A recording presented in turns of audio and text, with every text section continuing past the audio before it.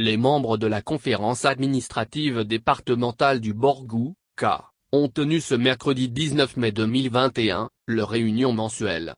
Les directeurs et chefs des services déconcentrés de l'État ont échangé principalement autour de la situation des enfants dans le département du Borgou et le rôle du préfet dans l'aménagement du territoire. Suanon Bakouregui, directeur départemental des affaires sociales et de la microfinance du Borgou, dans sa communication, est parti de la définition à la clarification des concepts et les différents types de violations au Bénin, les types de violences enregistrées dans le Borgou et les limites des différents acteurs. Il y a 12 types de violences au niveau de la politique nationale de protection de l'enfant et au niveau du Borgou. Nous avons retenu qu'il y a 3 grandes violences qui s'exercent sur les enfants, à savoir, les mariages des enfants, la mendicité et le travail des enfants, a-t-il laissé entendre.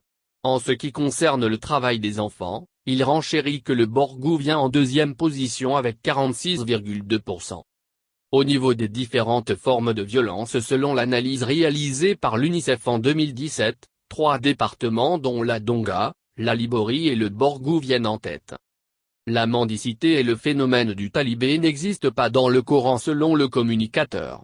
Suanon Bakouregui pense que les facteurs qui poussent les parents à cette pratique sont multiples. Tantôt, ils avancent des raisons liées à la religion, à la pauvreté, tantôt à l'évolution du temps, des médias.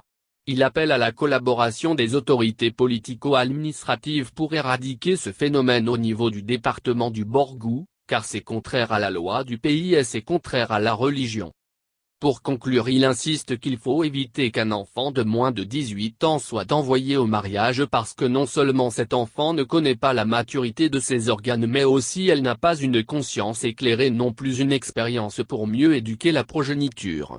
Il faut éviter de concevoir des êtres immatures pour que les générations à venir ne soient des pourritures. La deuxième communication concerne le rôle du préfet dans l'aménagement du territoire. Selon le communicant, l'aménagement du territoire est de faire en sorte que les populations arrivent à bénéficier des services décentralisés et déconcentrés de l'État, et ceci ne peut être possible sans la collaboration du préfet et du maire. Celle-ci s'est achevée par plusieurs échanges enrichissants.